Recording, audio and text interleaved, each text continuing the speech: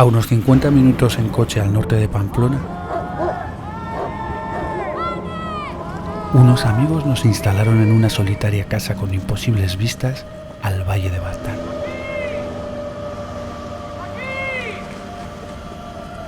¿Qué pasa? ¡Aquí hay algo!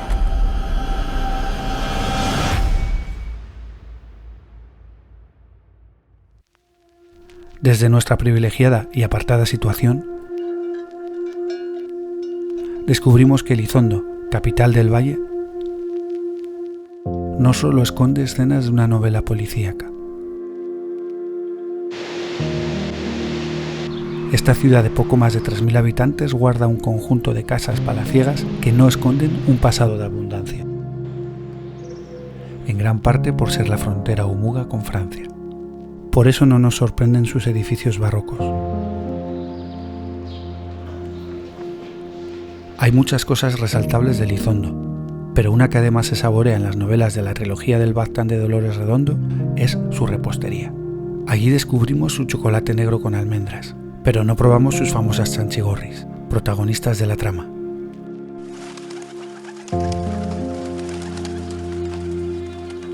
El Valle del Baztán está lleno de historia y leyendas.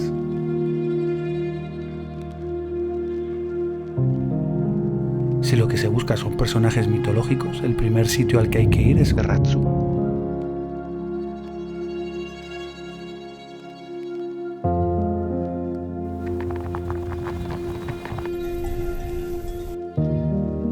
A unos 20 minutos a pie del barrio de Gorostapolo, en un sendero facilongo y bien bonito,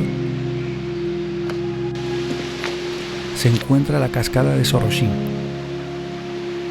donde cuentan las leyendas que ahí se ha visto más de un Adán. Se dice que aquí vienen las lamias a peinarse con el reflejo del agua. Y si lo que quieres es historia, Amaiur es probablemente un buen inicio. Es el pueblo del valle más cercano a la Muga o frontera con Francia. Tiene edificios y casonas más variados y distintos al resto del valle.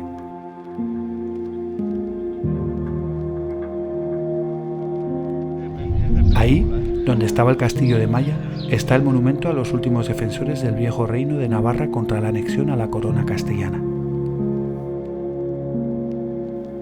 Como curiosidad histórica, en el monte Gorramendi se llegó a instalar una base militar americana en época de la Guerra Fría, para labores de alerta de posibles ataques soviéticos. En esta cima se llegan a registrar vientos de más de 200 km por hora, los más fuertes de Navarra. Cuando terminó el uso de la base, los propios norteamericanos la explosionaron para hacerla desaparecer. Entre Amaiur y Gerratzu está Bozate, barrio de Arizkun. Bozate fue una población importante de agotes o cagots. La comunidad agote fue discriminada durante mucho tiempo en todo el Pirineo. Este es el barrio de los agotes. Parece ser que el señor de Ursúa se trajo a un grupo de agotes como criados a trabajar al Baztán, pero los trató como auténticos esclavos. Alcalde, le estoy haciendo una pregunta. ¿Qué es agote? Mala gente. No podíamos bautizar a nuestros hijos en la misma pila donde se bautizaban los hijos de los demás. Tiene huevos. No podíamos enterrar a nuestros muertos en el cementerio. Por una carretera de segunda con sinuosas curvas se llega al molino del infierno o Infernuco Errota.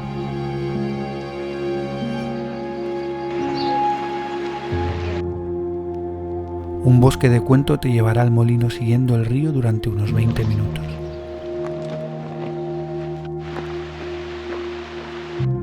Para llegar a él hay que caminar un sendero de más de 1 kilómetro, que aunque no es difícil, no es apto para carritos de niños. Construido en época carlista y debido a su escondido acceso, fue un punto clave de aprovisionamiento de harina para los soldados. También durante la Guerra Civil fue el único molino de la zona que permaneció en funcionamiento de manera clandestina.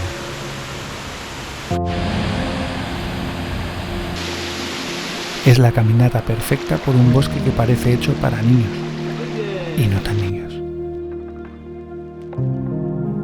Aunque hemos destacado varios sitios naturales del Valle del Baztán, sus 15 pueblos, también denominados lugares, merecen en sí mismos una visita. Su economía durante mucho tiempo fue la agricultura. e incluso el hecho de ser la frontera o muga con Francia. Pero en estas últimas décadas realmente ha sido la ganadería y sobre todo el turismo quienes tienen un mayor auge. El señorío de Bertiz es prácticamente otro personaje de la trilogía del Baztán. A este parque natural se accede curiosamente por un jardín con motivos modernistas y Art Nouveau.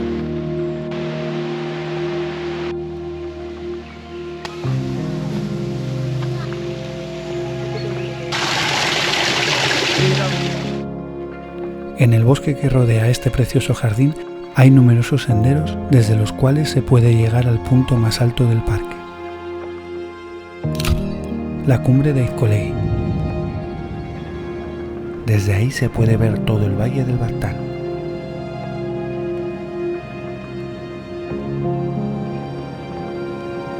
Las leyendas cuentan que por aquí también había lamias, esta vez protegiendo el bosque y su jardín. Parece que lo consiguieron.